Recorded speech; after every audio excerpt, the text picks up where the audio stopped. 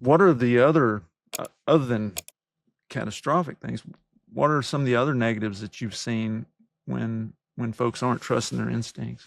Well, you'll find that communication in an organization isn't good. Up and down, lateral communications, vertical communications are not good. People have a tendency to use electronic means rather than talking to people. Now, the bigger the organization is, the harder it is to do that. But there's ways to do that where you can communicate to your people.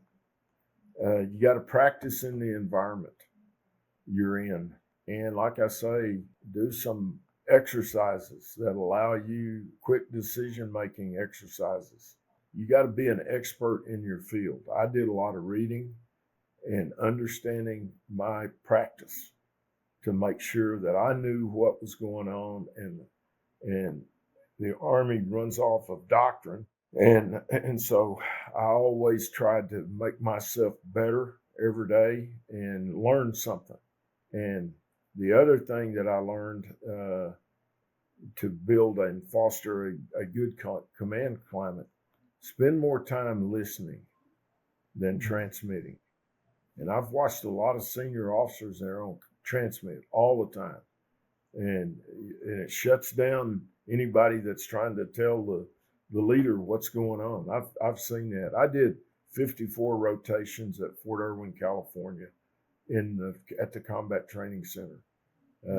54. And those are 1 month That's a rotations lot. out there. And let me tell you, what I got out of all that, it's the best leadership laboratory the Army has, because you see the good and bad of leaders. And you see leaders that their units hate them because one, they don't listen to them, and how they process information. They can't make a decision, and then things go awry within the first few minutes of being in the desert out there. I saw that on a constant basis. Utilize technology where it enables your decision making is the other thing I do, especially in today's world. There's a lot of great technology out here that you can use, digital technology.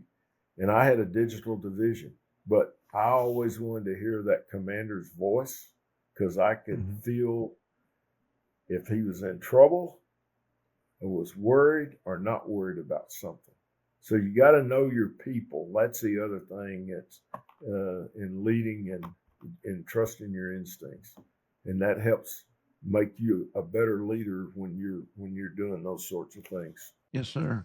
Lots of great tips there about how we can improve our instinct. As I was listening and just sort of synthesizing all those great tips, is it kind of in my mind comes to get as much information as you can from different sources, trusted sources, your personnel, those who are immediately around you, but the people lower in the organization, the frontline folks who have the data real time in hand, get those things. Always growing, always improving our expertise and developing our experience, because that allows us to hardwire the information so that it becomes a reflex, it becomes a gut instinct. So those are really good.